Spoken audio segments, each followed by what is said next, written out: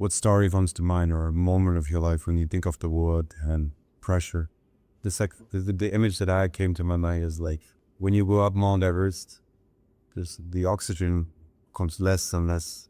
But there are certain people who are able to make the pilgrimage and come down to tell the tale of what it's like upstairs. What was a moment where the stakes were on? I would say it was definitely when we were scaling up Flink.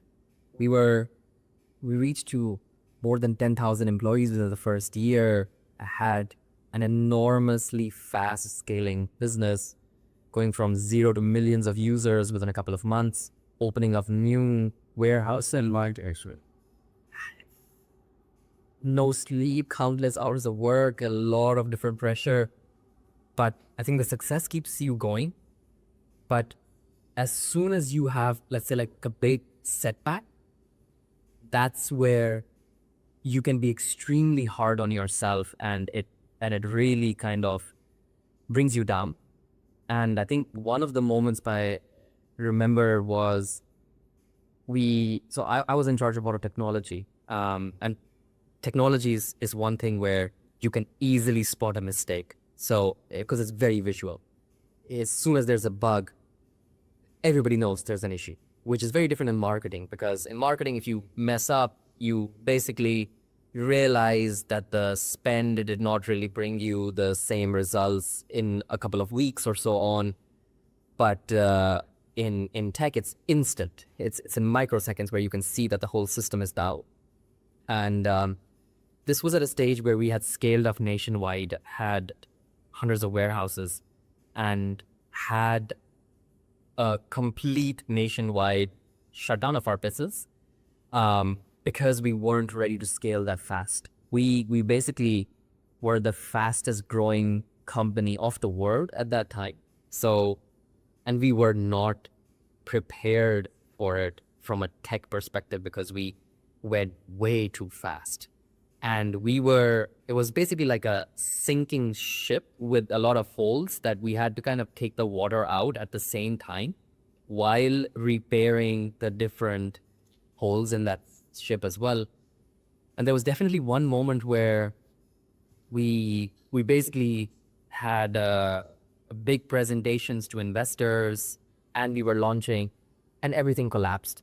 And at that moment, as you can imagine, the stakes are extremely high, and you have thousands of people, such as the riders that are going and delivering in Wiesbaden, remote areas of Germany that completely are stuck. You have warehouse people that are packing groceries, and now suddenly all of them have no idea what to do and are just stuck. And at this moment, the panic just multiplies, because it starts bottom up. It goes to the manager, and basically till the time it reaches to you, it has amplified exponentially, and the buck stops with you at that time, because there's no one that you can go and complain to. You have to now be the one to solve all the problems. You're the problem, so you're the firefighter. You're not the one who can now actually go and ask anybody for help and so on. And I think at that time there was definitely a lot of pressure that was put in. And I think it was also very helpful, because same thing as I say, pressures makes time, is you need to go through that to face it, because nothing can prepare you for it. No kind of practice. This was like, the vision is not correct. You won't feel it, right? But if the app is down tomorrow, is all the pressures on you? What was that conversation like, or what? And how did you stay professional in that, or stoic in those kind of situations? What would be some advice for somebody who experiences peak unicorn level stress? I'd say it's one of the most ultimate fight or flight moments at that time, even though, of course, you're not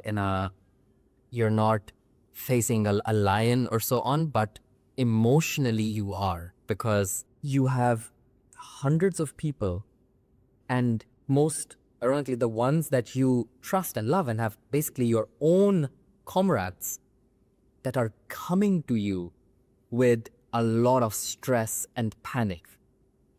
And different personalities are going to be expressing it in different ways. So the ones that are very emotional are going to be very flamboyant about it. The ones that are very analytical are going to be expressing it through numbers and so on.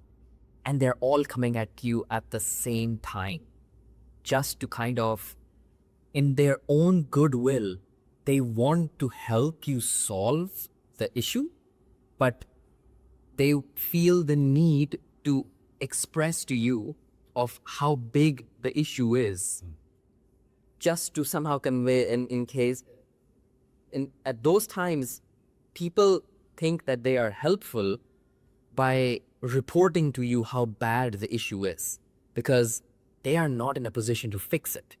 So the only way that they can help is making you aware of how bad it is. And because they feel helpless at that time, because it's not in their domain, they don't have the exact control of it, they don't understand why it happened, the only way they feel they can help more is by basically making it very clear to you how bad it is. And at that time, you have to, if you have a lack of belief in yourself, it becomes extremely hard. If you have a certain sense of being a people pleaser, it becomes really hard. And if you let other people tell you what to do, it's going so wrong. And you have to not let it affect you so that you can actually take the best decision at that time to resolve it as quickly as possible. So it's definitely not a fun place to be at, but it helps you. Any kind of personal ritual you had back? I was in this very chair like 3 weeks ago talking to Anita Moore, New York-based founder and CEO, and she gives herself, for instance, a moment to feel all the terror that comes along in those crisis moments, but she stops the time and then she said afterwards she goes into problem-solving mode.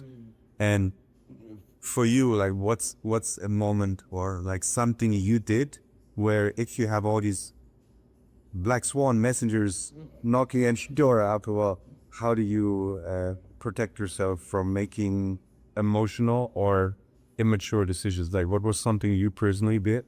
If you look back and it's like pinpoint, Saad was able to preserve his cool. And I think one of the reasons he was able to endure this was because of X. What do you think was something you did? I would say staying calm under pressure is definitely something that I've learned to do. This you would explain this to your son. It's like he's about to inherit the empire, and it's like this is how you do it. I would say since an early childhood, I've been around people that have, let's say, overreacted to certain situations. So since a very young age, I was exposed to that, where people are really taking something which is not as bad it is, but really portraying that it is so. And I think that at an early age instilled in me that people will always overplay how bad the situation is just to make sure that they are heard. So not to take that at that face value and to just not let it get to you at that moment so that you can stay calm. So I think that was something that has helped me since childhood, where I do go in, if I start to see everyone panicking, my gut instinct or my reflex is to basically shut those emotions down and take a very outsider's perspective to it. And I think that is also what allowed me to then fix that situation super fast, because I did not let myself get into that panic mode, even though afterwards I took time to process it, and it definitely plays a lot on you.